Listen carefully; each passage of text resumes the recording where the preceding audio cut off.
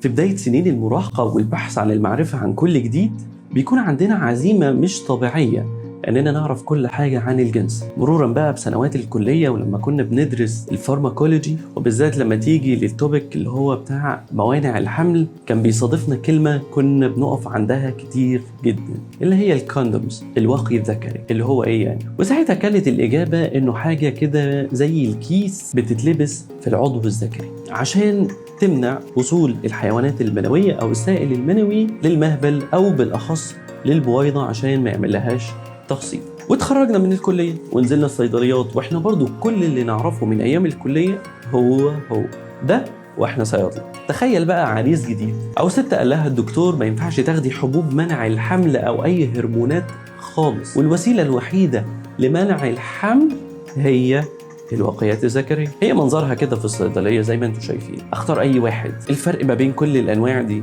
ما بالك بالبراندات الكتيرة اللي انت بتلاقيها ملهاش اسم وما انتش عارف هي جاية منين. تعرفوا ان كلمة كوندومز مش معناها وقايات ذكرية ابدا، لان في وقايات ذكرية اصلا وفي وقايات نسائية. بالظبط انا برضو اتصدمت كده. هو ده موضوع حلقتنا النهارده، هو الوقايات او الكوندومز، انواعها والاختلافات وكل حاجه انت تحب تعرفها عنها. هناخد الموضوع بسيط كده، نبدا نتكلم عن كل نوع وايه الفروقات اللي فيه اللي تخليك تقدر تختار وتبقى عارف من غير ما تسال حد، لانك حتى لو سالت حد هيقول لك شوف واقرا واختار اللي انت عايزه. الحلقه دي للكبار فقط، فلو اي حد بيتفرج علينا اقل من 18 سنه ممكن يستاذن دلوقتي. انا عمرو ابو بكر وانت بتتفرج على من جوه الصيدليه، ويلا بينا.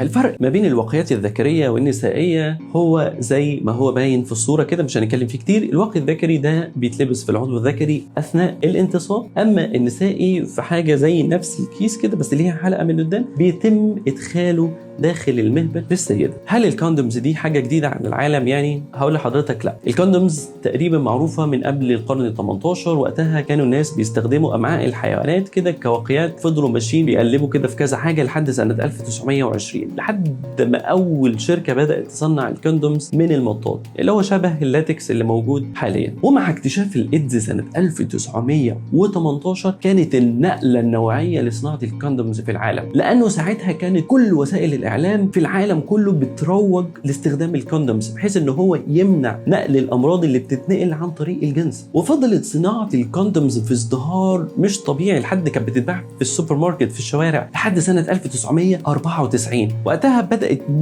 هوجة الإيدز دي تخف شوية، فبدأت وقتها الشركات تتحول من الترويج عن طريق الخوف أو خوفا من الإيدز مثلا للترويج عن طريق الكوميديا والرومانسية. ومن هنا بدأت الشركات في تصنيع الألوان الكتير اللي موجودة حاليا والأنواع الكتير اللي احنا هنتكلم عليها النهاردة. خلينا نقول قبل ما ندخل في الموضوع النهاردة، هل الكوندومز يستخدم لوحده كمانع للحمل؟ للأسف استخدام الوقايات مش مانع للحمل بشكل كامل. الدراسات بتقول، الدراسة اتعملت على 100 كابلز، اكتشفوا ان 51% منهم حصل معاهم حمل على الرغم من استخدامهم الكوندومز طول الاوقات، لانه ممكن كتير جدا يتقطع، ممكن كتير جدا يحصل اي حاجة. انما الكوندومز استخدامه الاساسي او الناس بتستخدمه الاساسي عشان يمنع انتقال الامراض اللي بتنتقل عن طريق الجنس، زي ايه؟ زي الزهري، زي السيلان، او زي الايدز طبعا. نيجي دلوقتي بقى على اهم جزء في الفيديو النهارده، ايه هي الانواع والاختيار بيتم على اي اساس. هناخد نوع بس هناخده جوه تركيبه كده، يعني احنا هنقول ايه، هشرح لكم طريقه تفكير الشركات او الشركات مصنعه الحاجات دي بناء على ايه، وانتوا بعد كده هتفهموا القصه. احنا زي ما قلنا الوقايات متصنعه من ايه؟ متصنعه من ماده اسمها اللاتكس، وماده اللاتكس دي امنه تماما، ما فيش منها اي مشاكل الا مع الناس اللي عندهم حساسيه من المطاط. ميزه اللاتكس ده انه ممكن يتمدد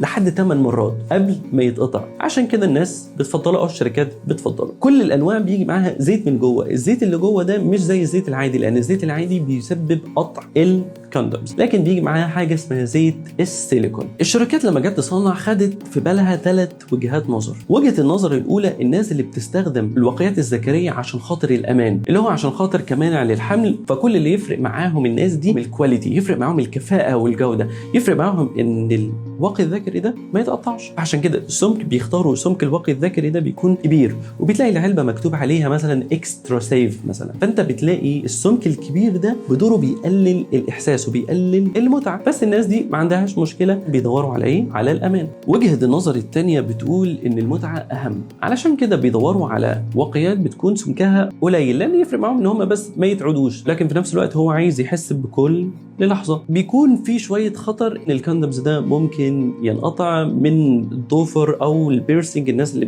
بيستخدموا اكسسوارز وبيستخدموا حاجات زي كده ممكن يتقطع. غالبا الانواع دي هتلاقي مكتوب عليها لايت او الترا ثين زي كده.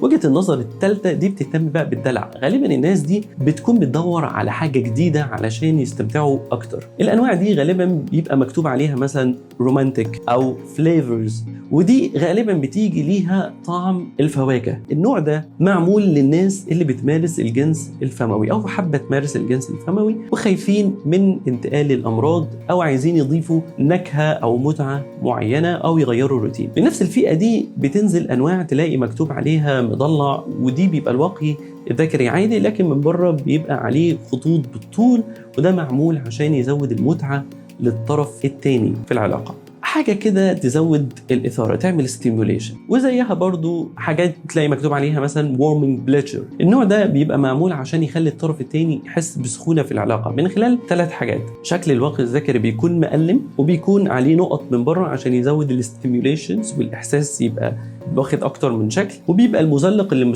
مستخدم معاه حاجة تعمل شوية سخونة، حاجة كده زي الشطة. النوع الأخير هو للناس اللي بتعاني من سرعة القذف، فحطوا جوه الواقي الذكري كمية صغيرة من مادة البنزوكاين اللي هو مخدر موضعي هيساعد على تأخير القذف.